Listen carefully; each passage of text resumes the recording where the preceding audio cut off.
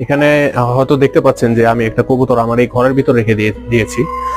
কারণ হচ্ছে আসলে ওর এখন রেস্টিং পিরিয়ড চলছে, আর রেস্টিং পিরিয়ডে আসলে আমাদের খুবই এসেনশিয়াল, বিশেষ করে যে কবুতরগুলো ব্রিডিং করার পর তাদের রেস্টিং পিরিয়ডটা আসলে খুব দরকারি। কারণ হচ্ছে বিকজ অফ তাদের শরীর থেকে অনেক ক্যালসিয়াম এবং ভিটামিনস আসলে বের হয়ে যায় বাচ্চাকে খাওয়াতে নিয়ে এবং ডিম পাড়তে নিয়ে।